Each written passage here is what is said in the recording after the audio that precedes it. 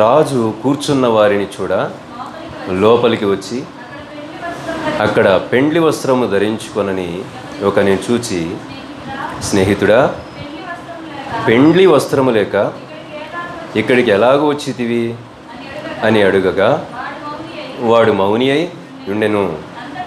అంతట రాజు వీని కాళ్ళు చేతులు కట్టి వెలుపటి చీకటిలోనికి త్రోసివేయడి, అక్కడ ఏడ్పును పండ్లు కొరుకుటయు ఉండునని పరిచారకులతో చెప్పాను. కాగా పిలువబడిన వారు అనేకులు, ఏర్పరచబడిన వారు కొందరేనని చెప్పాను. చాలా మనకు ఈ యొక్క భాగంలో ప్రాముఖ్యమైనటువంటి విషయాలు రెండు ఉన్నాయి. ఒకటి ఏంటంటే, పెండ్లి విందుకు వచ్చినటువంటి ఆ యొక్క వ్యక్తి పెండ్లి వస్త్రములు లేనివాడై ఉన్నాడు. ఒకటి. రెండోది ఏంటంటే, పిలువబడిన వారు అనేకులు, ఏర్పరచబడిన వారు కొందరే.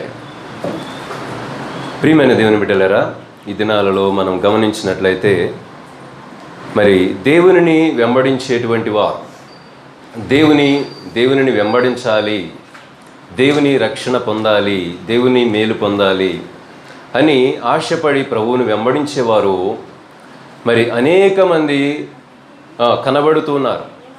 కోట్ల ప్రజలు, ప్రపంచవ్యాప్తంగా కోట్ల మంది ప్రజలు ప్రభువును ఎరిగిన వారిగా ఉన్నారు. అయితే దేవుడు ఇక్కడ మాట్లాడుతున్న మాట ఏమిటంటే, పిలువబడిన వారు అనేకులు, ఏర్పరచబడిన వారు కొందరే. దేవుడు ఈ లోకంలో ఉన్న ప్రతి ఒక్క వ్యక్తిని కూడా ఆయన సన్నిధికి పిలుస్తూ ఉన్నాడు. ఆయన ఎందుకు పిలుస్తున్నాడు అంటే, ఆ పిలుపు వెనుక ఉన్నటువంటి ఆ కారణము అనేటువంటిది ప్రేమ. దేవుడు లోకమును ఎంతో ప్రేమించినాడు. దేవుడు లోకమును ఎంతో ప్రేమించాడు. ఎంతగా ప్రేమించాడు అంటే, లోకము కొరకు తన ప్రాణమును సైతము కూడా ఆయన సంపూర్ణముగా అర్పించినట్లుగా మనం చూస్తున్నాం. త్యాగం చేసినాడు. అంటే ఎంతగా ప్రేమించాడు దేవుడు. లోకమును ప్రేమించడం అంటే అర్థం ఏంటి? లోకమనగా మట్టి కాదు, లోకమంటే మనుష్యులు అని మరి కవులు చెప్పినటువంటి మాట నిజమే. లోకమంటే మట్టి కాదు. దేవుడు మట్టి గురించి, భూమి గురించి, భూమిలో ఉన్నటువంటి ఆ సంపదల గురించి ఆయన మాట్లాడడం లేదు. వాటిని ఆయన ప్రేమించడం లేదు. ఆయన దేనిని ప్రేమిస్తూ ఉన్నాడు అంటే, ఈ లోకములో తన స్వారూప్యంలో చేసుకున్నటువంటి మనలను, మానవులైనటువంటి మనలను ఆయన ప్రేమిస్తూ ఉన్నాడు. ఆయన మనలను ప్రేమించి, ఆయన మనలను దీవించి ఆయన యొక్క నిత్య జీవానికి వారసులుగా మనల్ని చేయాలని ఆయన ఆశపడుతూ ఉన్నాడు. కాబట్టి ప్రియమైన దేవుని బిడ్డలారా, మరి దేవునిని వెంబడించేవారు అనేక మంది కనిపిస్తున్నారు. కానీ ఇక్కడ మనం గమనించినట్లయితే రెండు విషయాలు ప్రభు చెప్తూ ఉన్నాడు. పిలువబడిన వారు అనేకులు, ఏర్పరచబడిన వారు కొందరే. అందరినీ దేవుడు పిలుస్తూ ఉన్నాడు. అయితే మరి పిలుపు విని ప్రభు దగ్గరికి వచ్చినటువంటి వారు పొందుకోవలసినటువంటి ఆ యొక్క స్థితి ఏమై ఉన్నది అంటే, ఏర్పరచబడిన వారిగా ఉండాలి. ఏర్పరచబడిన వారిగా ఉండాలి. అంటే ఏర్పరచబడినటువంటి స్థితి అంటే ఏంటంటే, మరి దేవునిని వెంబడించేటువంటి విధానంలో మనకు ఎదురయ్యేటువంటి ఆ పరిస్థితులు అన్నీ కూడా మనము జయించి, వాటిని మనం అధిగమించి, మరి దేవుని యొక్క శక్తి చేత వాటన్నిటినీ కూడా మనము దాటుకుని, మనం దేవుని యొక్క రాజ్యము కొరకు ముందుకు నడవడం. దేవుని యొక్క రాజ్యము కొరకు మనము ముందుకు నడవడం. ఒక భక్తుడు ఒక పుస్తకం రాశాడు. జాన్ వెస్లీ గారేనా? ఏంటి ఆ పుస్తకం పేరు? యాత్రికుని ప్రయాణం. పుస్తకం పేరు యాత్రికుని ప్రయాణం. ఆ యాత్రికుని ప్రయాణంలో ఒక జాన్ బనియన్ గారు, యాత్రికుని ప్రయాణంలో ఒక వ్యక్తి ఉంటాడు. అతని పేరు యాత్రికుడు. అతను ప్రయాణము కొనసాగిస్తూ ఉంటాడు. అతనికి ఎవరో చెప్తారు ఏమనంటే, ఈ లోకము అశాశ్వతమైనటువంటిది, ఈ లోకములో పాపము ఆ వ్యక్తిని నశింపజేస్తుంది, నరకానికి నడిపిస్తుంది. కానీ యేసుక్రీస్తు ప్రభువును వెంబడించినప్పుడు ఆ యొక్క విశ్వాసం అనేటువంటిది, ఆ యొక్క మార్గం అనేటువంటిది మనలను నిత్య జీవానికి నడిపిస్తుందని అతనికి తెలిసినప్పుడు అతను ఏం చేస్తాడంటే, తన ఉన్నటువంటి ఆ యొక్క ఊరి పేరు నాశనపురం. మరి నిజంగా చెప్పాలంటే ఈ భూమికి పెట్టవలసినటువంటి పేరు ఏమిటంటే నాశనపురం. ఈ భూమి మీద ఉన్నది ఏది కూడా అది స్థిరమైనటువంటిది కాదు, మంచిది కానే కాదు. కానీ దేవునిని వెంబడించుట అనేటువంటిది, దేవుడు మనకిచ్చినటువంటి భక్తి జీవితం ఒక్కటే అది మంచిది. దేవుడు ఒక్కడే మంచివాడు. దేవునిని మనము వెంబడించినప్పుడు అది మనకు మంచిదిగా ఉంటుంది. దేవుడు మంచివాడు గనుక ఆయనను వెంబడించిన వారందరూ కూడా మంచివారిగా మార్చబడతారు. ఆ యాత్రికుడు మరి ఆ నిత్య జీవాన్ని పొందడానికి కొరకు అతడు ప్రయాణము కొనసాగిస్తూ ఉంటే అపవాది అనేకమైన ఆటంకాలు కలిగిస్తూ ఉంటాడు. అయినప్పటికీ కూడా ఆ వ్యక్తి ఏం చేస్తూ ఉంటాడంటే వాటన్నిటినీ కూడా అధిగమిస్తూ దేవుని యొక్క వాక్యము తన చేతిలో ఉంటుంది. ఆ యొక్క శోధన సమస్య వచ్చినప్పుడల్లా కూడా ఆ యొక్క వాక్యములో ఉన్న వాగ్దానాలను జ్ఞాపకము చేసుకుని అతడు ఆ అపవాది కల్పించేటువంటి ఆటంకాలన్నిటినీ అధిగమించి అతడు ముందుకి కొనసాగుతాడు. ప్రియమైన దేవుని బిడ్డలారా, చూడండి, ఈ దినాలలో మరి ప్రభువు పిలిచాడు అందరినీ కూడా. దేవుడు అందరినీ పిలుస్తూ ఉన్నాడు. భూదిగంత నివాసులారా నా వైపు చూసి రక్షణ పొందండి. ఎందుకు ఆయన పిలుస్తున్నాడంటే రక్షణ పొందాలి మనం. ఇంకొక చోట మత్తయి సువార్త 11వ అధ్యాయంలో ఉంటుంది ఏంటంటే, ప్రయాసపడి భారము మోయుచున్న సమస్తమైన వారులారా నా యొద్దకు రండి, నేను మీకు విశ్రాంతిని ఇస్తానని ప్రభువు ప్రతి ఒక్కరిని కూడా పిలుస్తున్నారు. కానీ ఇదిగో ఈ యొక్క దినాలు మనం గమనించినట్లయితే మనకు ఎదురవుతున్నటువంటి పరిస్థితులను బట్టి మనము జారిపోయినటువంటి వారిగా, మరి వెనుదిరిగినటువంటి వారిగా మనము కనిపించడం అనేది అది దేవునికి ఎంతో దుఃఖాన్ని కలిగించేటువంటి విషయం. దేవుడు ఒక వ్యక్తి తనకు ఏమీ ఇవ్వలేదని ఎప్పుడూ కూడా ఆయన దుఃఖపడలేదు. ధనం ఇవ్వలేదనో, లేకపోతే ఇంకా ఏదైనా పళ్ళు పలహారాలు ఇవ్వలేదనో దేవుడు ఎప్పుడు కూడా దుఃఖపడలేదు. వాటిని ఆయన ఆశించలేదు. బలి అర్పణలను కోరువాడను కాను అంటున్నాడు దేవుడు. అయితే దేని విషయమై ఆయన దుఃఖపడుతూ ఉన్నాడంటే, దేవునిని నమ్మినటువంటి వారు దేవునిని నమ్మనటువంటి వారు దేవునిని నమ్మలేదని ఆయన దుఃఖపడుతున్నాడు. దేవునిని నమ్మినటువంటి వారు దేవుని యొక్క మార్గములో సంపూర్ణముగా నడవడం లేదని ఆయన దుఃఖపడుతున్నాడు. ఏమండి, దేవునిని నమ్మలేదని అన్యులను గురించి దేవుడు బాధపడుతున్నాడు.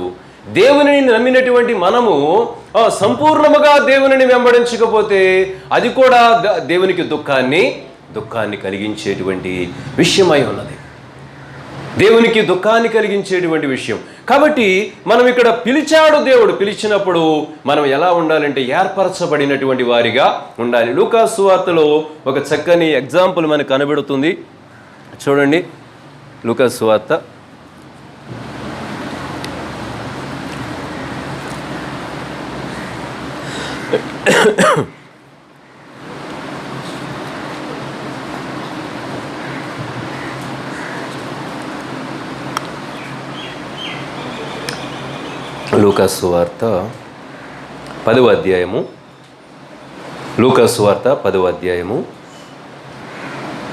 17వ వచనం నుండి క్రింద చూద్దాం. ఆ 70 మంది శిష్యులలో సంతోషముతో తిరిగి వచ్చి, ప్రభువా, దయ్యములు కూడా నీ నామమున మాకు లోబడుచున్నవని చెప్పగా ఆయన సాతాను మెరుపు వలె ఆకాశము నుండి పడుట చూసి తిని, ఇదిగో పాములను తేళ్లును త్రొక్కుటకును శత్రువు బలమంతటి మీద మీకు అధికారం అనుగ్రహించి ఉన్నాను. ఏది మీకు ఎంత మాత్రమును హాని చేయదు. అయినను దయ్యములు మీకు లోబడుచున్నవని సంతోషింపక మీ పేర్లు పరలోకమందు వ్రాయబడి ఉన్నవని సంతోషించుడని వారితో చెప్పాను. ప్రియమైన దేవుని బిడ్డలారా, చూడండి, ఇక్కడ మరి యేసు ప్రభు శిష్యులంటే మనకి ఇప్పుడు మనం ఎవరైనా సండే స్కూల్లో ఒక పిల్లవాడిని లేపి యేసుక్రీస్తు ప్రభు యొక్క శిష్యులు ఎంతమంది అంటే టక్కని చెప్పే సమాధానం ఏంటంటే 12 మంది అంటారు. నిజమే, 12 మంది. యేసు ప్రభు శిష్యులు ఎంతమంది? 12 మంది. కానీ మొదట యేసుక్రీస్తు ప్రభువు కలిగి ఉన్నటువంటి ఆ శిష్యుల యొక్క సంఖ్య ఇక్కడ మనకు రాయబడి ఉన్నది 17వ వచనంలో. ఆ 70 మంది శిష్యులు సంతోషముతో తిరిగి వచ్చి, ఎంతమంది అండి? 70 మంది శిష్యులు. 70 మంది శిష్యులు యేసు ప్రభువును వెంబడించడానికి వారు వచ్చారు. కానీ మరి చివరికి ఎంతమంది మిగిలినారు వారిలో అంటే 12 మంది మాత్రమే మిగిలిన. అంటే పిలువబడిన వారు అనేకులు. యేసు ప్రభు తనను వెంబడించమని అనేక మందిని ఆయన పిలిచాడు. పేతురును పిలిచాడు, నన్ను వెంబడించు అంటే ఏం చేసినాడు పేతురు? ఏం చేసినాడు? దోణెలను వలలను విడిచిపెట్టి తన తల్లిదండ్రులను, రక్త సంబంధులను కూడా మరి పూర్తిగా విడవలేదు. కానీ మరి ప్రభువును వెంబడించడానికి వారిని కూడా విడిచి ప్రభువును వెంబడించినారు. ఆ 12 మంది శిష్యులతో పాటు ఈ యొక్క 58 మంది కలిపితే 70 మంది, వీరందరూ కూడా ప్రభువును వెంబడించడానికి వారు ప్రారంభించినారు. కానీ కాల పరిధులలో చివరికి ఎంతమంది అక్కడ మిగిలినారు? చివరికంటే 12 మంది మాత్రమే ప్రభువును వెంబడించినట్లుగా మనం చూస్తున్నాం. అంతేకాదు మరలా ఆ యేసుక్రీస్తు ప్రభు సిలువ వేయబడేటువంటి సమయానికి వచ్చేటప్పటికీ వారిలో ఇంకొక వ్యక్తి డ్రాప్ అయిపోయాడు. ఎవరు? ఇస్కరియోతు యూదా. మరి చూడండి, అతడు డబ్బుకు అమ్ముడుపోయి ధనాశ చేత యేసుక్రీస్తు ప్రభువును ఆ యొక్క మతాధికారులకు అప్పగించినట్లుగా మనం చూస్తున్నాం. చూడండి, 12 మందిలో ఇంకొక వ్యక్తి జారిపోయిన వాడిగా ఉన్నాడు. కారణం ఏంటంటే వారికి ఏమీ అర్థం కాలేదంటే దేవుడు మనలను పిలిచినాడు, మనము ఏర్పరచబడాలి, ఏర్పరచబడితేనే మనము నిత్య జీవాన్ని పొందుకుంటాం అనేటువంటి ఆ యొక్క సత్యాన్ని వారు మర్చిపోయారు. ఇంకొక విషయం ఏంటంటే వారు నిత్య జీవము కంటే కూడా ఈలోక సంబంధమైనటువంటి ఆశీర్వాదము, ఈలోక సంబంధమైన అద్భుతాలు, ఈలోక సంబంధమైనటువంటి ఆ యొక్క ధనము, ఈలోక సంబంధమైనటువంటి ఆశలు, వీటిని వారు ఎక్కువగా ఎంచుకున్నారు. దేనికంటే నిత్య జీవము కంటే, దేవుడిచ్చేటువంటి పరలోకము కంటే కూడా దేనిని ఎక్కువగా వారు ఎంచుకున్నారంటే ఈలోక సంబంధమైనటువంటి ఆశీర్వాదం. ప్రియమైన దేవుని బిడ్డలారా, చూడండి ఎంత వ్యత్యాసము కనబడతా ఉన్నది. ఆత్మీయమైనటువంటి ఆ యొక్క జ్ఞానము మనకి ఈ దినాలలో అవసరం. ఆత్మీయమైన జ్ఞానము లేకపోతే మనము ఎక్కడ ఉండాలో, ఏమి చేయాలో, ఎలా భక్తి చేయాలో, ఎలా మనము దేవునిని సంతోషపరచాలో, ఎలా నిత్య జీవాన్ని మనం పొందుకోవాలో, ప్రభువును వెంబడిస్తూ మనం ఏమి సంపాదించుకోవాలో అనేటువంటి ఆ విషయము మనకి అర్థం కాదు. ఎప్పుడు? ఆత్మీయమైన జ్ఞానము లేకపోతే. అందుకే అపోస్తలుడైన పౌలు కొరింథీ పత్రికలో ఒక మాట అంటాడు, మీ విశ్వాసము దేవుని జ్ఞానమును ఆధారం చేసుకోవాలి. మనుషుల జ్ఞానమును మీ విశ్వాసం ఆధారం చేసుకోకూడదు. దేవుని యొక్క జ్ఞానాన్ని మన విశ్వాసము ఆధారం చేసుకున్నప్పుడు ఏం జరుగుతుందంటే దేవుడు తన యొక్క ఆత్మచేత మనము ఏ మార్గములో నడిస్తే మేలు పొందుతామో, ఏ మార్గంలో నడిస్తే మనము నిత్య జీవాన్ని చేరతామో అనేటువంటి ఆ యొక్క విషయాన్ని దేవుడు మనకు నేర్పిస్తాడు. భక్తి అనేది మనము నేర్చుకునేది కాదు, మనలో ఆశ ఉండాలి. దేవుడు మనకు నేర్పిస్తాడు. యోహాను సువార్త 15వ అధ్యాయంలో ఉంటుంది ఏంటంటే పరిశుద్ధాత్ముడు, ఆదరణకర్తయగు ఆత్మ తాను బోధించినది మనకు నేర్పించును. ఆయన మనకు ఏదైతే బోధిస్తాడో మనము నడుస్తున్నప్పుడు, మనం ఇంటిలో ఉన్నప్పుడు, ఆఫీసులో ఉన్నప్పుడు, కాలేజీలో ఉన్నప్పుడు, మార్కెట్లో ఉన్నప్పుడు మనం ఎలాగూ ప్రవర్తించాలనేటువంటిది దేవుడు తన యొక్క పరిశుద్ధాత్మ ద్వారా మనకు నేర్పిస్తాడట. కాబట్టి ప్రియమైన దేవుని బిడ్డలారా, మన యొక్క భక్తి దేవుని జ్ఞానాన్ని ఆధారం చేసుకున్నప్పుడు మన భక్తి ఎలా ఉంటుందంటే అది దేవునికి ఇష్టంగా ఉంటుంది. ఈనాడు మనుషులు దేనికోసం పోటీ పడుతూ ఉన్నారంటే నా భక్తిని చూసి మనుషులు గొప్పగా ఎంచుకోవాలా, నా బోధన చూసి మనుషులు గొప్పగా ఎంచుకోవాలా. ఏమండి, ఇలాగూ ఈ పోటీ తత్వం అనేటువంటిది కనబడుతుంది. భౌతికమైనటువంటి ఆ యొక్క పోరాటము. ప్రియమైన దేవుని బిడ్డలారా, ఇది భక్తి జీవితం అనేటువంటిది ఒక క్రికెట్ టీం లాంటిది కాదు. క్రికెట్ అంటే ఎట్లా ఉంటుంది? దానిలో ఎంతమంది ప్లేయర్స్ ఉంటారు? 11 మంది ఉంటారు. వాళ్ళందరూ బాగా ఆడితేనే ఆ జట్టు అనేటువంటిది విజయం పొందుతుంది. కానీ భక్తి జీవితం అనేటువంటిది అలాంటిది కాదు. భక్తి జీవితం అనేటువంటిది ఒక పరుగు పందెం లాంటిది.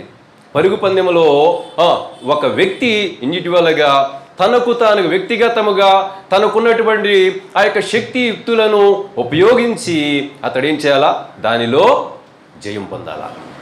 ప్రపంచవ్యాప్తంగా ఇప్పుడు ప్రజెంట్ ఉన్నటువంటి హుస్సేన్ బోల్ట్ అని ఒక అతను ఉంటాడు. అతను చిరుతలాగా పరిగెత్తుతాడు. చిరుత కంటే వేగంగా పరిగెత్తేటువంటి వ్యక్తి. చూడండి, అందుకే పరుగు పందెం అపోస్తలుడైన పౌలు కూడా ఈ యొక్క పరుగు పందెంలో నేను ఓపికతో పరిగెత్తుతున్నాను అన్నాడు. అంటే పరుగు పందెంతో పోల్చుకున్నాడు, కానీ ఒక ఫుట్బాల్ లాగానో లేకపోతే క్రికెట్ లాగానో లేకపోతే ఇంకొక గేమ్ లాగా దానిని పోల్చలేదు. ప్రియమైన దేవుని బిడ్డలారా, మరి ఈ దినాలలో మనము వ్యక్తిగతమైనటువంటి దైవ జ్ఞానం అనేటువంటిది మనం సంపాదించుకొనకపోతే చివరికి ఏమైపోతామంటే మనము ఫెయిల్ అయిపోతాం. ఈ దినాలలో దేవుని యొక్క చిత్తమును ఎరుగక అనేక మంది భక్తి చేయడం అనేటువంటిది కనిపిస్తున్నది. చూడండి, ఒకసారి యాకోబు పత్రికలో మనకి చక్కని మాట ఒకటి కనబడుతుంది. 1వ అధ్యాయము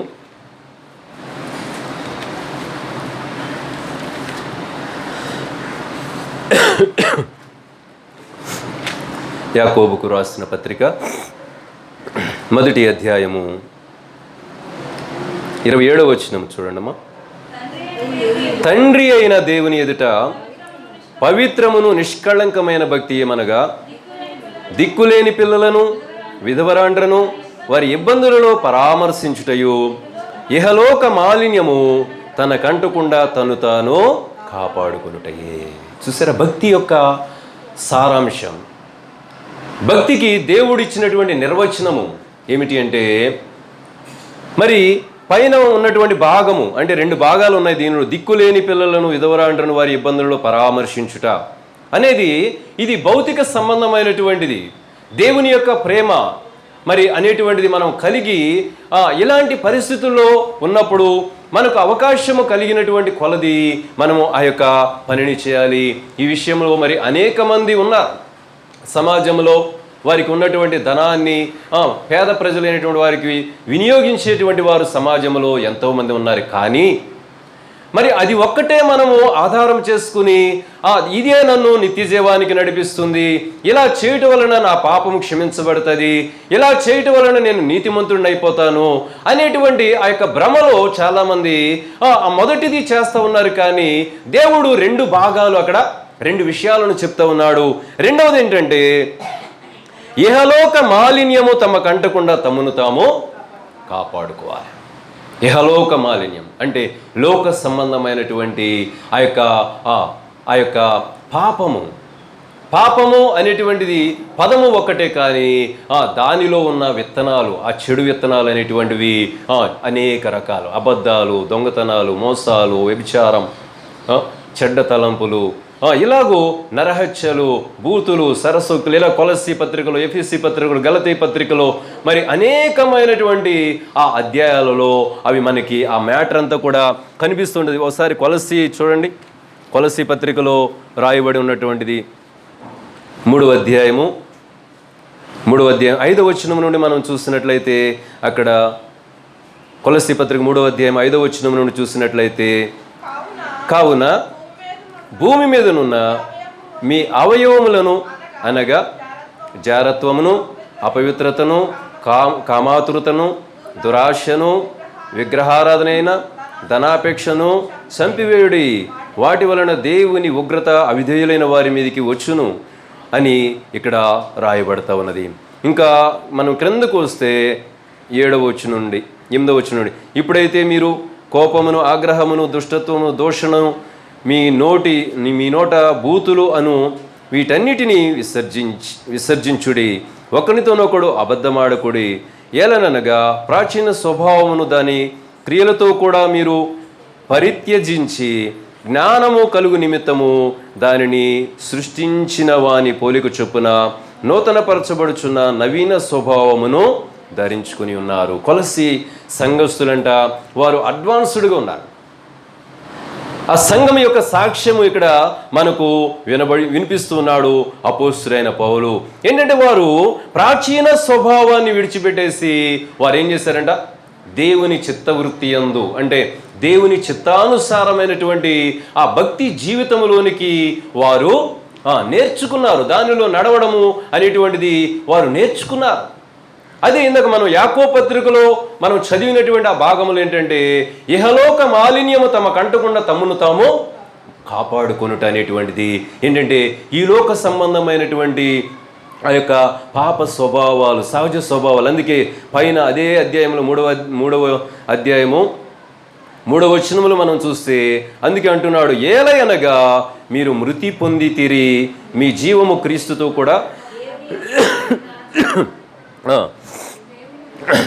మనము జీవమై ఉన్న క్రీస్తు ప్రత్యక్షమైనప్పుడు మీరును ఆయనతో కూడా మహిమయందు ప్రత్యక్షపరచబడుదురు. చూడండి, మీరు మృతి పొందితిరి, అది కూడా ఒక సాక్ష్యం. మృతి పొందడం అంటే ఏంటి? చచ్చిపోయారా? వాళ్ళు చనిపోయారా? కాదు. చనిపోవడం అంటే కాదు. వారి యొక్క సహజ స్వభావాన్ని వాళ్ళు చంపుకున్నారు. లోక సంబంధమైన స్వభావాన్ని వారు చంపుకున్నారు. స్వీయ చిత్తాన్ని వారు చంపుకున్నారు. అంటే వారిలో అపోస్తలుడైన పౌలు అంటున్నట్టుగా ఇకను జీవించున్నది నేను కాదు, నా యందు క్రీస్తే జీవించుచున్నాడు అనేటువంటి ఆ యొక్క అనుభవంలోనికి, ఆ సాక్ష్యంలోనికి, ఆ యొక్క మెట్టుకు వారు ఎదిగినారు. ప్రియమైన దేవుని బిడ్డలారా, ఈనాడు సంఘములో ఉన్నటువంటి మనము, దేవుని బిడ్డలుగా పేరు పెట్టుకున్నటువంటి మనము కూడా ఏ మెట్టును సంపాదించుకోవాలి అంటే ప్రార్థనకు వెళ్తారండి, పాటలు పాడతారండి, వాక్యం బోధిస్తారండి, లేకపోతే పరిచర్య చేస్తారండి అనేటువంటి ఆ సాక్ష్యాల వరకే మనం పరిమితమైపోకూడదు. కానీ మన సాక్ష్యము ఎలా ఉండాలి అంటే మన సహజ స్వభావాన్ని చంపుకుని క్రీస్తు యొక్క చిత్తములోనికి సంపూర్ణముగా మనము నడిచేవారిగా మనం ఉన్నప్పుడే మనము చేసినటువంటి భక్తి యొక్క ప్రతిఫలాన్ని ఒక దినమందు మనము పొందుకుంటాము. వారినే ఏమన్నాడంటే దేవుడు ఏర్పరచబడిన వారికి మన గత వారాల్లో మనం చెప్పుకున్నాం కదా, బండ మీద కట్టబడిన ఇల్లు, ఇసుక మీద కట్టబడిన ఇల్లు. బండ మీద కట్టబడినటువంటి ఇల్లుకు శోధనలు వచ్చాయి, సమస్యలు వచ్చాయి. మరి ఇసుక మీద కట్టబడిన ఇల్లుకు కూడా శోధనలు వచ్చాయి, సమస్యలు వచ్చాయి. కానీ ఏది నిలబడిందంటే బండ మీద కట్టబడిన ఇల్లు.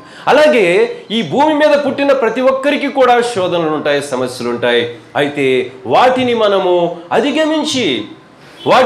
అధిగమించి మనం నిలిచినప్పుడే ఏర్పరచబడిన వారిగా ఉండడానికి అవకాశం ఉంటుంది. అది ఎప్పుడు మనకు సాధ్యమవుతుంది అంటే ఇహలోక మాలిన్యము మన కంటకుండా మనలను మనం భద్రపరుచుకునేటువంటి ఆ ప్రాక్టీస్ అనేటువంటిది మనం ప్రతిదినము కూడా మనము చేయాలి. ఇక్కడ రాయబడిన మీరు మృతి పొందితిరంటే వారు చనిపోలేదు, కానీ వారి స్వభావాలను, పాప స్వభావాన్ని చంపుకున్నారు. క్రీస్తు వారిలో జీవిస్తున్నాడు. ప్రియమైన దేవుని బిడ్డలారా, మన సహజ స్వభావం అంట రోమిలకు రాసిన పత్రికలో ఉంటుంది, ఆత్మచేత మీరు శరీర క్రియలను చంపివేయుడు అంటాడు. ఆత్మచేత 8వ అధ్యాయంలో ఆత్మచేత మీ శరీర క్రియలను చంపివేయుడి, అప్పుడు మీరు ఆత్మలో జీవించిన వారవుతారు. లేని ఎడల మీరు మృతి పొందిన వారే అని చెప్పి రాస్తాడు. ప్రియమైన దేవుని బిడ్డలారా, ఎందుకనంటే ఆ యొక్క సహజ స్వభావం అనేటువంటిది మనం చంపుకొనకపోతే ఏం జరుగుతుందంటే అది ఆ వ్యక్తి మీద ఏలుబడి చేస్తూనే ఉంటుంది. ఆ వ్యక్తిని ఏదో ఒక సమయంలో పాపంలోనికి నడిపిస్తుంది, లోకాశంలోనికి నడిపిస్తుంది, ఆ వ్యక్తిని శోధిస్తూ ఉంటుంది. కానీ ఎప్పుడైతే మొదటి యోహాను పత్రికలో ఉంటుంది 5వ అధ్యాయంలో, దేవుని మూలముగా పుట్టినవాడు పాపము చేయజాలడు. ఎందుకనంటే వాడు దుష్టుని జయించి ఉన్నాడు గనుక అతడు పాపము చేయజాలడు. దుష్టుడు వానిని ముట్టడు అని ఉంటుంది. చూడండి ఎంత చక్కని సాక్ష్యం అండి. దేవుని మూలముగా జన్మించినవారు అంటే దేవుని యొక్క ఆత్మను కలిగినటువంటి వారు. ఇందాక మనం చదువుకున్న భాగంలోనికి వద్దాం. లూకా సువార్త మరి శిష్యుల గురించి చదివాం కదా 10వ అధ్యాయంలో. క్రిందకు వస్తే అదే విషయాన్ని చెప్తా ఉన్నాడు యేసుక్రీస్తు ప్రభు. మరి 21వ వచనములో, ఆ గడియలోనే యేసు పరిశుద్ధాత్మ యందు బహుగా ఆనందించి, తండ్రి, ఆకాశమునకు భూమికి ప్రభువా, నీవు జ్ఞానులకును వివేకులకును ఈ సంగతులను మరుగు చేసి పసి బాలురకు బయలుపరిచి ఉన్నావని నిన్ను స్తుతించుచున్నాను. అవును తండ్రి, అలాగూ నీ దృష్టికి అనుకూలం. దేవుడంట మరి తన యొక్క ఆత్మ జ్ఞానం అనేటువంటిది, భక్తి అనేటువంటిది ఎవరికి తన యొక్క వాక్యం అనేటువంటిది అర్థం చేస్తాడంటే పసిపిల్లలు. పసిపిల్లలు అంటే ఎవరు? పసిపిల్లలు అంటే ఎవరు? ఎవరు? ఉయ్యాలు ఊగేవాళ్ళ? ఉయ్యాల తొట్లో ఉయ్యాలు ఊగుతూ పాలు తాగేవాళ్ళ? వాళ్ళ గురించి కాదు. ఏమండి, పసిపిల్లలు అంటే ఇక్కడ మార్పు చెంది బిడ్డల వంటి వారైతేనే పరలోక రాజ్యం అన్నాడు. మార్పు చెంది బిడ్డల వంటి వారైనప్పుడంట దేవుడు వారికి ఏమి నేర్పిస్తున్నాడంటే వారికి దైవ జ్ఞానం అనేటువంటిది దేవుడు వారికి నేర్పిస్తున్నాడు. నీవు జ్ఞానులకును వివేకులకును ఈ సంగతులను మరుగు చేసి పసి బాలురకు బయలుపరిచినావని నిన్ను స్తుతించుచున్నాను. కాబట్టి ప్రియమైన దేవుని బిడ్డలారా, చూడండి ఇక్కడ మరి మార్పు చెంది బిడ్డల వంటి వారు అంటే దాని అర్థం ఏంటంటే దేవుని మూలముగా జన్మించిన వారు. నికోదేముతో ధర్మశాస్త్రోపదేశకుడైన నికోదేముతో దేవుడు అంటాడు, ఒకడు నీటి మూలముగాను ఆత్మ మూలముగాను జన్మిస్తేనే కానీ ఆ వ్యక్తి నిత్య జీవాన్ని పొందుకోలేడు అని ప్రభు చెప్పినప్పుడు నికోదేముకి ఆ విషయము అర్థం కాల. ఇదేంటి, ఒకసారి జన్మించి ముసలివాడైన తర్వాత మరలా తల్లి గర్భంలోనికి వెళ్ళి ఎలా జన్మిస్తాడు అని యేసు ప్రభువును ప్రశ్నించినప్పుడు అప్పుడు యేసు చెప్తా ఉన్నాడు, ఒకడు ఆత్మ మూలముగాను నీటి మూలముగాను జన్మించితేనే పరలోక రాజ్యము. ప్రియమైన దేవుని బిడ్డలారా, చూడండి, ఈ దినాలలో మనము కూడా ఆత్మ మూలముగా జన్మించినప్పుడే ఏమవుతామంటే మనము ఏర్పరచబడిన వారు. వారికి దేవుడు మరి తోడుగా ఉండి అన్ని విషయాలలో కూడా వారికి తగినటువంటి సమయోచితమైనటువంటి జ్ఞానముతో వారిని నడిపిస్తూ ఉంటాడు. అటువంటి ఆ జ్ఞానము మరి కలిగినటువంటి వారు ఆ బైబిల్లో ఎంతోమంది ఉన్నారు. సిలువ మీద 2 వ్యక్తులు ఉన్నారు. సిలువ యేసు ప్రభుతో పాటు కుడివైపున ఒకళ్ళు, ఎడమ వైపున ఒకరు, 2 ఉన్నారు. మరి మొదటివాడు ప్రార్థన చేస్తున్నాడు, ప్రభువుని ప్రాధేయపడతా ఉన్నాడు. ఇదిగో నీవు దేవుని కుమారుడు అని అందరూ చెప్తుంటే నేను విన్నానయ్యా, నీవు రక్షకుడు అని కొంతమంది చెప్తా ఉన్నారయ్యా, అయితే నిన్ను నీవు రక్షించుకుని మమ్మను కూడా రక్షించవచ్చు కదా అని ఆ వ్యక్తి ప్రభువుతో మాట్లాడుతున్నప్పుడు ప్రభువు అతని విషయం ఏమీ పట్టించుకోలేదు. ఎందుకనంటే ఒక వ్యక్తి ప్రభువుతో మాట్లాడేటప్పుడు, ప్రభు సన్నిధిలో ప్రార్థించేటప్పుడు ఆ వ్యక్తి యొక్క మాటలు ఎలా ఉండాలంటే అవి ఆత్మ సంబంధమైన భావాలతో ఉండాలి. ఆ ప్రార్థన ఆత్మ సంబంధమైన భావముతో ఉండాలి. ఆ బోధ ఆత్మ సంబంధమైన బోధగా ఉండాలి. ఆ యొక్క విశ్వాసము ఆత్మ సంబంధమైన విశ్వాసముగా ఉండాలి. అప్పుడే ఆ యొక్క దేవుని యొద్ద నుండి ఆ ప్రతిస్పందన అనేటువంటిది మనము చూడగలుగుతాం. లేని ఎడల ఆయన యొద్ద నుండి సైలెన్స్, ఏమండి, నిశ్శబ్దమే కానీ శబ్దము అనేటువంటిది మనకు వినిపించదు. ఆత్మ సంబంధమైన, అందుకే రోమిలికి రాసిన పత్రిక 8వ అధ్యాయం అంటాడు ఏంటంటే ఆత్మ సంబంధులు ఆత్మానుసారమైనటువంటి మనస్సు కలవారే, శరీర సంబంధులు శరీరానుసారం. ఇక్కడ భక్తి చేసేటువంటి వారిలో 2 గ్రూప్స్ ఉన్నాయట. ఒక గ్రూప్ ఏంటంటే వారు ఆత్మ సంబంధముగా భక్తి చేయడానికి ఇష్టపడతారంట, మనస్సు కలిగిన వారిగా ఉంటారట. ఇంకొకరు ఏంటంటే శరీర సంబంధమైనటువంటి ఆశలతో ప్రభువును వెంబడించే వారిగా ఉంటారట. అయితే వారు అటువంటి వారిలో ఏముండదు, జీవం ఉండదు, ఆత్మ ఉండదు. ప్రియమైన దేవుని బిడ్డలారా, అది మరణానికి నడిపిస్తుంది. అదే ఇక్కడ ఈ యొక్క ఇద్దరిలో కూడా మరి ఆ మొదటి వ్యక్తి చేసినటువంటి ప్రార్థనను బట్టి దేవుని యొద్ద నుండి, ప్రభువు యొద్ద నుండి ఎటువంటి రెస్పాన్స్ అనేటువంటిది లేదు. కానీ రెండో వాడు చేస్తా ఉన్నాడు, ఏమయ్యా నీవు ఇంకా సత్యమును నీవు గ్రహించలేదా? ఇప్పటి వరకు ఆ కొండ క్రింద నుండి మనం పైకి వచ్చేటప్పుడు ప్రజలు మాట్లాడుకునేటువంటి ఆ మాటలలో ఉన్నటువంటి భావాన్ని నీవు ఇంకా గ్రహించలేదా? ఇదిగో నేను గ్రహించాను, ఆయన దేవుడయ్యా, ఆయన రక్షకుడయ్యా, ఆయన నిత్యజీవం ఇచ్చేవాడయ్యా, ఆయన మరి పరిశుద్ధుడు అని చెప్పి ఆ యొక్క మొదటి వ్యక్తితో మాట్లాడుతూ ఈ వ్యక్తి చేసిన ప్రార్థన ఏంటంటే, ప్రభువా, నీవు నీ రాజ్యముతో కూడా వచ్చినప్పుడు నన్ను కూడా జ్ఞాపకం చేసుకో. ప్రియమైన దేవుని బిడ్డలారా, చూడండి ఆ పదాలు ఇంత పెద్ద చాటభారతంలాగా ఉన్నాయా ప్రార్థన అంటే? లేదు. ఎంత చిన్న పదము. ప్రభువా ఏమన్నాడండి? ప్రభువా, నీ రాజ్యముతో కూడా వచ్చినప్పుడు నీవు నన్ను జ్ఞాపకం చేసుకో. ప్రియమైన దేవుని బిడ్డలారా, చూడండి ఆ ప్రార్థన వినగానే ప్రభు యొక్క ప్రాణము తెప్పరిల్లింది. ప్రభు యొక్క మరి శిలువ మీద అన్ని శ్రమలు పడినప్పటికీ కూడా ప్రభువుకు ఉపశమనాన్ని కలిగించినటువంటి, సంతోషాన్ని కలిగించినటువంటి, మహదానందాన్ని కలిగించినటువంటి ఆ విషయం ఏదైనా ఉన్నది అంటే అది ఏమిటంటే, ఈ యొక్క శిలువ మీద ఉన్నటువంటి దొంగలలో రెండవ దొంగ చేసినటువంటి ప్రార్థన. అది ఆత్మ సంబంధమైన ప్రార్థన.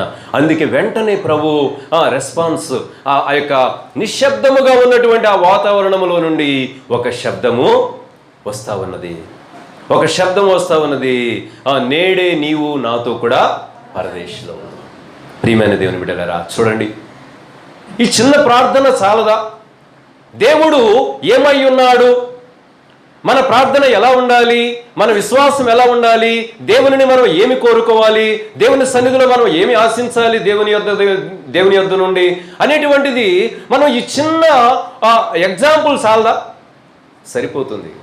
కానీ మనకు చాలడంలా. బైబిల్ అంతా ఈ చివరి నుండి ఆ చివరికి బోధించినప్పటికీ కూడా వచ్చే వారం మళ్ళీ మామూలే. ప్రియమైన దేవుని బిడ్డలారా, చూడండి ఏర్పరచబడినటువంటి వారిగా మనం ఉండాలంటే ఎలా ఉండాలంటే, ఇలాంటి ఆత్మ సంబంధమైనటువంటి ఆ భక్తి జీవితంలో మనం కొనసాగితే అది మన జీవితం. మనం ఈ లోకములో మనుషులు ఎవరు ఏమనుకున్నా కానీ దేవుడు నిన్ను నిత్య జీవంలో ఉంచుతాడు.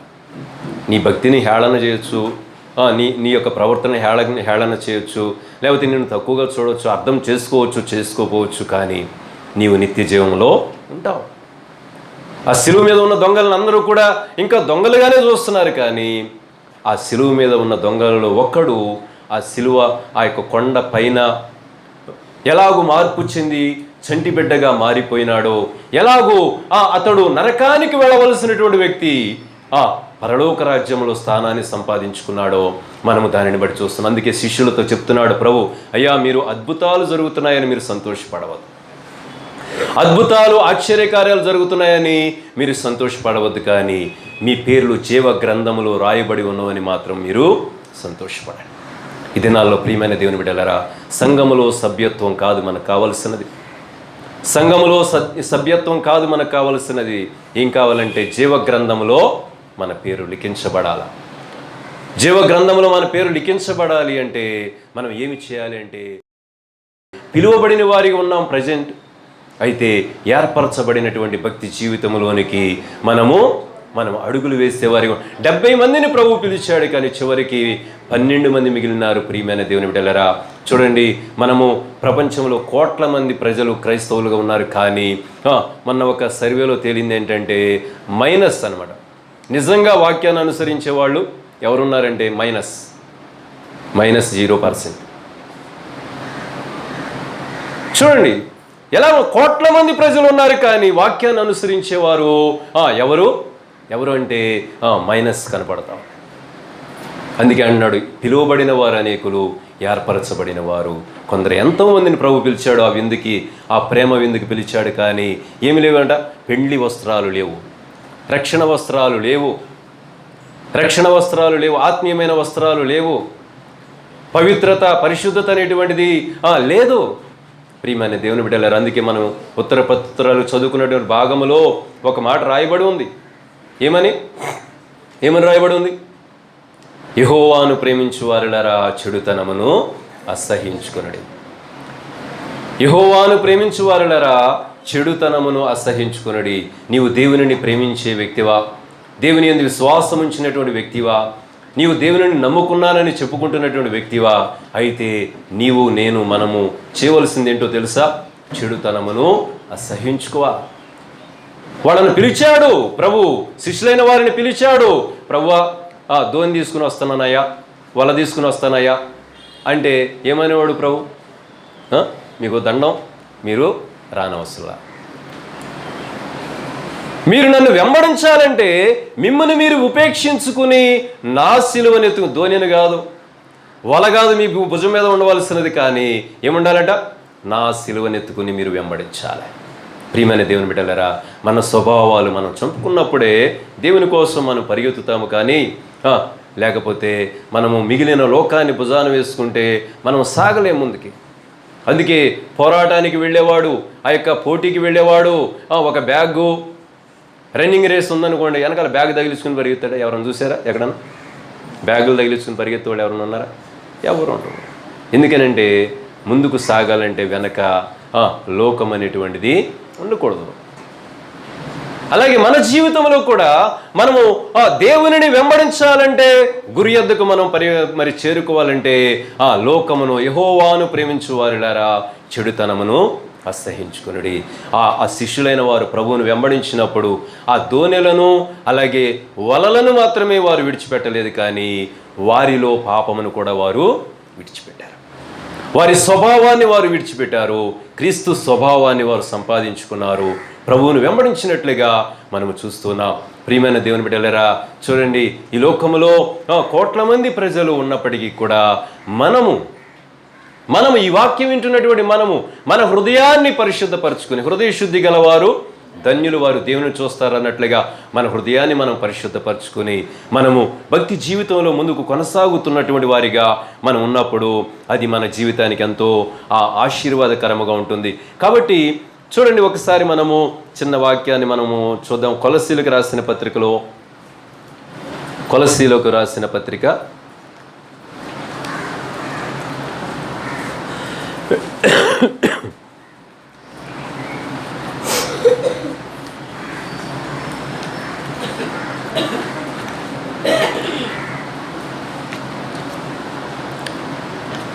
కొలస్సీలకు రాసిన పత్రిక 3వ అధ్యాయము 12వ వచనం నుండి క్రిందకు చూద్దాం. కాగా దేవుని చేత ఏర్పరచబడిన వారును పరిశుద్ధులను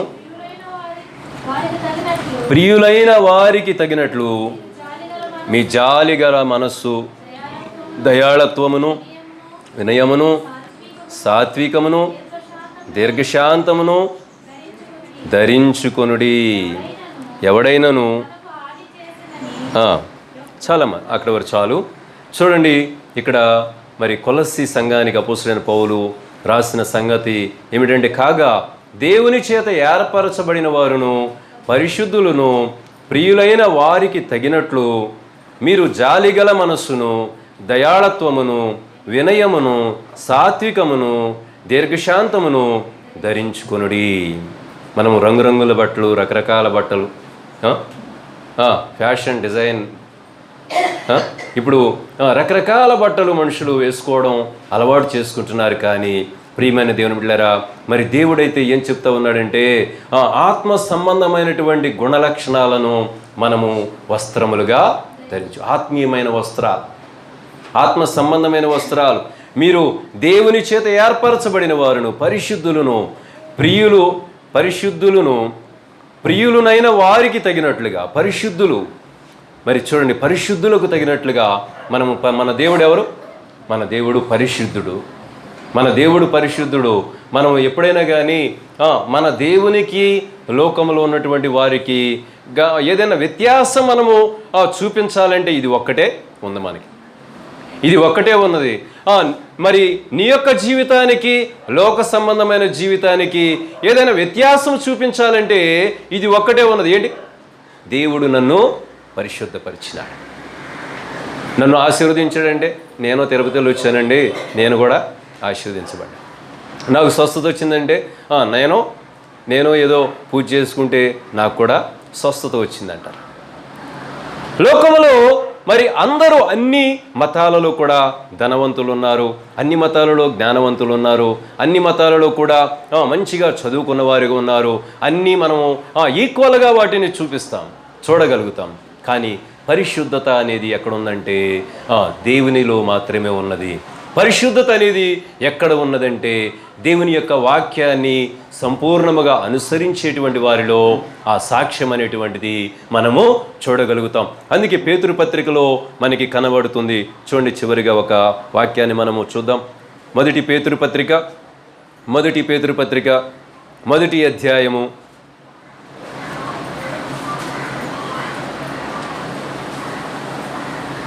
14వ వచనం నుండి, నేను పరిశుద్ధుడనై ఉన్నాను గనుక మీరును పరిశుద్ధులై ఉండుడని వ్రాయబడి ఉన్నది. కాగా మీరు విధేయులగు పిల్లలై మీ పూర్వపు అజ్ఞాన దశలో మీకుండిన ఆశలను అనుసరించి ప్రవర్తింపక మిమ్మల్ని పిలిచిన వాడు పరిశుద్ధుడై ఉన్న ప్రకారము మీరును సమస్త ప్రవర్తన యందు పరిశుద్ధులై ఉండండి. పక్షపాతము లేకుండా క్రియలను బట్టి ప్రతి వానిని తీర్పు తీర్చువాడు తండ్రి అని మీరు ఆయనకు ప్రార్థన చేయుచున్నారు గనుక మీరు పరదేశులు ఉన్నంత కాలము భయముతో గడుపుడు. ప్రియమైన దేవుని బిడ్డలారా, చూడండి, మన దేవుడు పరిశుద్ధుడు గనుక మనమందరము కూడా పరిశుద్ధులై ఉండాలని మరి ఈ యొక్క పూర్వపు అజ్ఞాన దశలో మీకుండిన ఆశలను అనుసరించి నడువక ప్రవర్తింపక మిమ్మును పిలిచిన వాడు పరిశుద్ధుడై ఉన్న ప్రకారము మీరును పరిశుద్ధ ప్రవర్తనయందు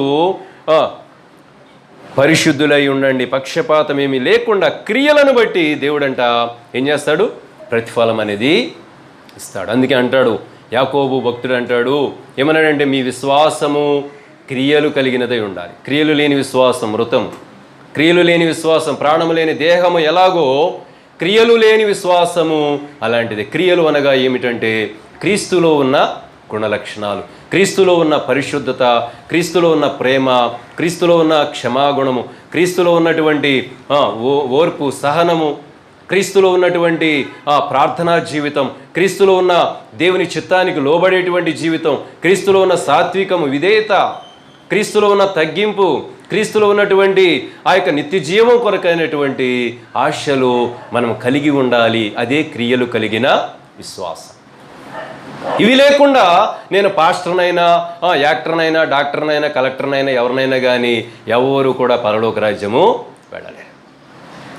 ఈ గుణాలు ఎవరైతే కలిగి ఉంటారో వారు ఎంత దీనులైనప్పటికీ కూడా, జ్ఞానము లేని వారైనప్పటికీ కూడా, పేదవారైనప్పటికీ కూడా, ధనవంతులైనప్పటికీ కూడా, ఎవరైనప్పటికీ కూడా అటువంటి ఆ యొక్క హృదయము కలిగిన వారు, అటువంటి ఆ యొక్క లక్షణాలు కలిగినటువంటి వారు పరలోక రాజ్యములో. లాజరు ఉన్నాడు, ధనవంతుడుగా. అతడు ధనవంతుడు కాబట్టి అబ్రహాము రొమ్మున ఆనుకొనెను అని ఉందా? ఏముందమ్మా? అతడు ధనవంతుడు కాబట్టి అబ్రహాము రొమ్మున అనుకున్నాడా? అతడు నీతిమంతుడు కాబట్టి అబ్రహాము రొమ్మున అనుకున్నాడా? అతడు నీతిమంతుడు గనుక ఈ భూమి మీద ఉన్నప్పుడు అతడు లోక సంబంధమైనటువంటి అవన్నీ కూడా, ఆ ప్రవర్తన అంతటిని కూడా విసర్జించిన వాడిగా ఉన్నాడు గనుక అతడు అబ్రహాము రొమ్మున ఆనుకున్నవాడిగా ఉన్నాడు. ఇతడును అబ్రహాము కుమారుడే అన్నాడు. ఎవరిని? జక్కయ్య. ఇతడును అబ్రహాము కుమారుడే అనగానే అక్కడ ఉన్నటువంటి శాస్త్రులు, పరిశీలకులు కూడా ఆశ్చర్యం వేసి, ఇదేంట్రా బాబు, మనము ఎంతో కాలం నుండి ఈ ధర్మశాస్త్రమును, మతాచారాలను, ఇటన్నిటిని కూడా మనం చేస్తూ ఉంటే మనలను చూసి వీరందరూ కూడా అబ్రహాము కుమారుడే అనడం లేదు. ఇతను ఒక అన్యాయస్తుడై ఉన్నాడు, లంచగొండిగా ఉన్నాడు, అన్యాయముగా ధనమును సంపాదించినటువంటి వాడిగా ఉన్నాడు. ఇటువంటి వ్యక్తిని పట్టుకుని ఏమంటున్నాడండి? ఇతడును అబ్రహాము కుమారుడే అంటున్నాడేంటి అని జక్కయ్య విషయంలో ప్రజలందరూ కూడా అనుకుంటున్నారు. కానీ ప్రియమైన దేవుని బిడ్డలారా, జక్కయ్య ఎందుకు అబ్రహాము కుమారుడయ్యాడంటే అతడు క్రియల ద్వారా తన యొక్క విశ్వాసాన్ని కనపరిచాడు. అబ్రహాము తన కుమారుడు, ఏకైక కుమారుడు, ఎంతగానో ప్రేమించినటువంటి కుమారుడు, దేవుడు బలిగా అర్పించమన్నప్పుడు అతన్ని అర్పించడానికి ఏమాత్రం వెనుకాడలేదు. అతడు ఎంతగానో ప్రేమించాడు తన కుమారుణ్ణి. ఆ ప్రేమించినటువంటి కుమారుణ్ణి దేవునికి ఇవ్వడానికి ఏమాత్రమో అతడు వెనకాడలా. ఇక్కడ జక్కయ్య ధనాన్ని ఎంతగానో ప్రేమించాడు. ఎంతగానో ఆ ధనాన్ని ప్రేమించినటువంటి ఆ జక్కయ్య దేవుని కొరకు ఆ ధనమును విడిచిపెట్టడానికి అతడు ఏమాత్రము కూడా వెనుకాడ. అందుకని ఇక్కడ ఏమైందంటే అబ్రహాము యొక్క విశ్వాసము, ఇక్కడ జక్కయ్య యొక్క విశ్వాసం. అబ్రహాము దేవునిని నమ్మెను, అది అతనికి నీతిగా ఎంచబడెను. జక్కయ్య యేసయ్యను నమ్మెను, అది అతనికి నీతిగా ఎంచబడెను. జక్కయ్య యేసయ్యను నమ్మాడు. ప్రియమైన దేవుని బిడ్డలారా, నమ్మడం అంటే ఏదో మనము మనస్సులో ఏదో రూపాన్ని పెట్టుకోవడం కాదు. నమ్మడం అంటే మనస్సులో రూపాన్ని పెట్టుకోవడం కాదు, మనస్సులో దేవుని యొక్క మాటలు మనము పెట్టుకోవాలా. యేసయ్య చెప్పిన బోధలు మన మనస్సులో పెట్టుకోవాలా. అప్పుడు అది మన జీవితానికి ఆశీర్వాదకరముగా ఉంటుంది. కాబట్టి క్రియలతో కూడిన విశ్వాసము మనలో లేకపోతే జీవించుచున్న వారిగా మనం ఉంటాము, కానీ జీవించుచున్నానన్న పేరు మాత్రమే నీకున్నది, కానీ నీవు మృతుడవే అంటున్నాడు. ప్రియమైన దేవుని బిడ్డలారా, మరి వాక్యమును ద్వారా, దేవుని యొక్క ఆత్మ ద్వారా మన శరీర క్రియలను మనం చంపుకున్నప్పుడు కొలస్సీ పత్రికలు అంటున్నారు, మీరు మృతి పొందితిరి అంటే వారి స్వభావాన్ని తీసివేసుకుని యేసయ్య ఏం చెప్పాడండి? అమ్మా ఫోన్ చేసి ఇస్తారమ్మ గారు, యేసయ్య ఏం చెప్పాడండి? విజయ ఫోన్ చేసింది, యేసయ్య ఏం చెప్పాడండి? ఏం చెప్పాడు? క్రమాన్ని పాటించమన్నాడు, విశ్వాసం కలిగి ఉండమన్నాడు, మెళకువగలిగి ప్రార్థన చేయమన్నాడు అని మరి చెప్పినప్పుడు నిజమే అమ్మా విజయ, మంచి మాట చెప్పావమ్మా, మనము ఎప్పుడు వెళ్దాం, ఎప్పుడు ప్రార్థన చేసుకుందాం అని ఇలాగ ఒకరినొకరు మాట్లాడుకుంటున్నప్పుడు దేవుడు అంట ఏం చేస్తాడు? సంతోషపడతాడు. అది భక్తి అంటే. అంతేగాని సమయం దొరికితే మనం ఏదో ఆ సమయాన్ని దేనికో మనం వెచ్చించి ఆ సమయాన్ని వ్యర్థం పరుచుకుంటే ప్రియమైన దేవుని బిడ్డలారా, మనము దేవుని యొక్క రాకడలో మనం ఇక్కడే మిగిలిపోతాం. దేవుని యొక్క రాకడలో ఇక్కడే మిగిలిపోతాం. అందుకే అన్నాడు దేవుడు, దినములు చెడ్డవి గనక సమయమును పోనీక సద్వినియోగం చేసుకొనొచ్చు, అజ్ఞానుల వలె కాక జ్ఞానము కలిగి నడుచుకోండి. ప్రియమైన దేవుని బిడ్డలారా, జ్ఞానము కలిగిన వారు పరిశుద్ధ గ్రంథములో ఉన్నారు. చూడండి, ప్రకటన గ్రంథములో 7వ అధ్యాయంలో మనం చూసినట్లయితే జ్ఞానము కలిగిన వారు ఎక్కడ ఉన్నారో మనం ఒకసారి చివరిగా మరి చూద్దాం. 7వ అధ్యాయము, ప్రకటన గ్రంథం 7వ అధ్యాయము 13వ వచనం నుండి మనం క్రిందకు చదివినట్లయితే, ప్రియమైన దేవుని బిడ్డలారా, పెద్దలలో ఒకడు తెల్లని వస్త్రములు ధరించుకుని ఉన్న వీరెవరు, ఎక్కడ నుండి వచ్చిరి అని నన్ను అడిగాను. అందుకు నేను అయ్యా నీకే తెలియననగా అతడు ఇలాగు నాతో చెప్పాను, వీరు మహాశ్రమలో నుండి వచ్చిన వారు గొర్రెపిల్ల రక్తములో తమ వస్త్రములను ఉదుకుకొని వాటిని తెలుపు చేసుకునిరి.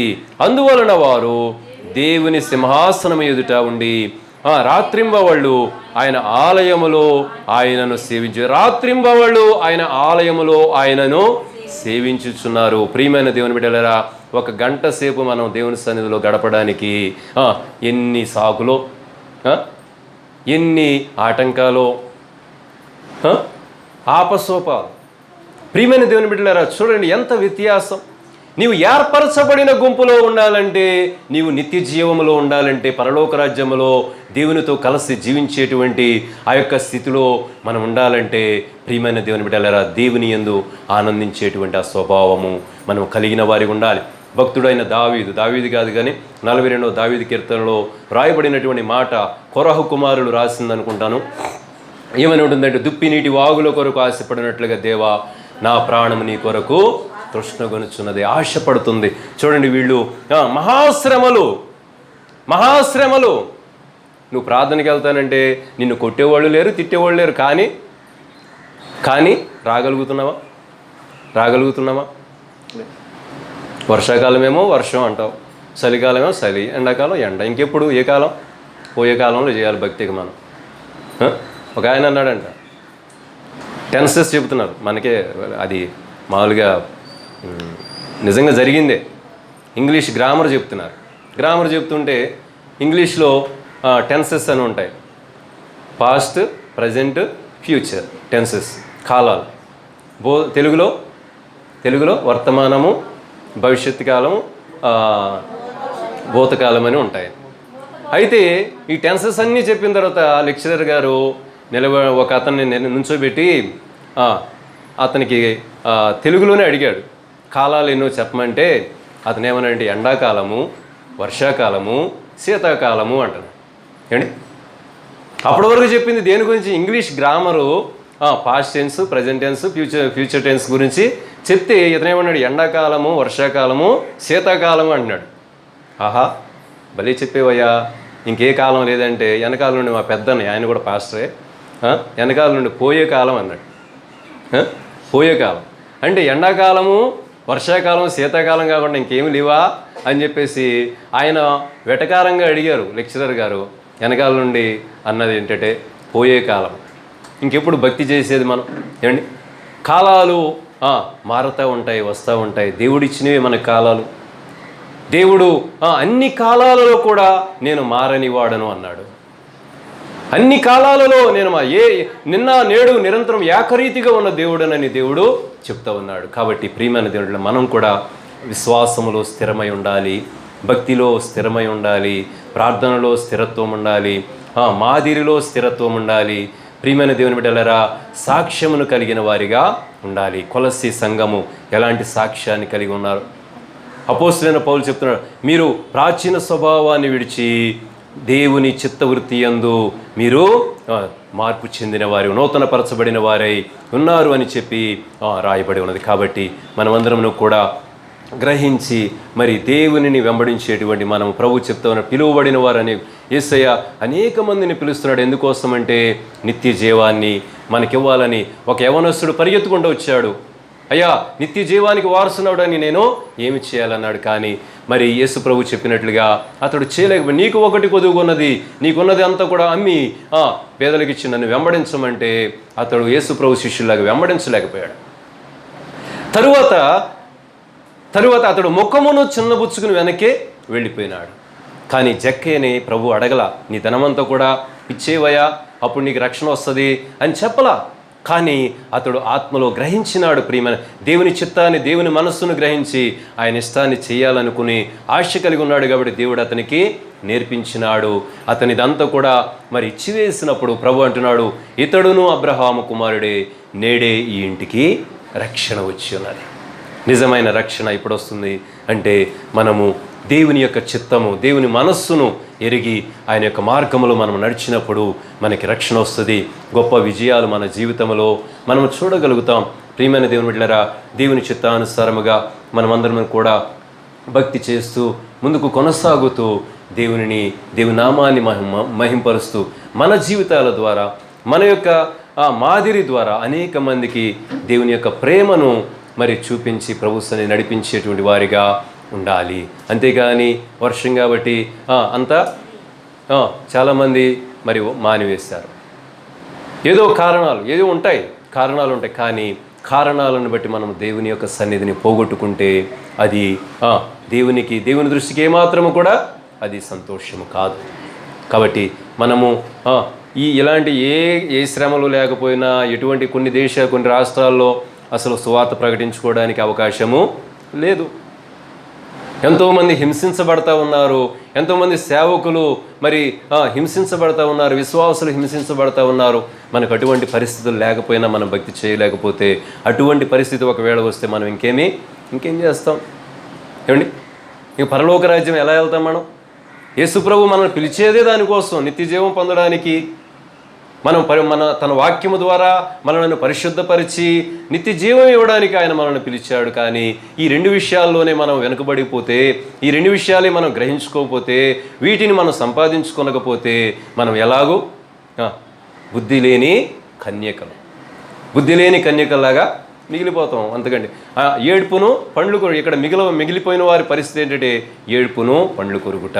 ప్రభువు పెండ్లి కుమారునితో విందుకు వెళ్ళిన వారికి అక్కడ నిత్యము సంతోషమానంద. యెషయా ఉంటుందిగా, పరిశుద్ధుడు పరిశుద్ధుడు పరిశుద్ధుడు అని నిత్యము దూతలతో కొనియాడబడుచున్నటువంటి ఆ యొక్క ప్రదేశంలోనికి దేవుడు మనలను తీసుకెళ్ళడానికి ఆయన ఇష్టపడుతున్నాడు.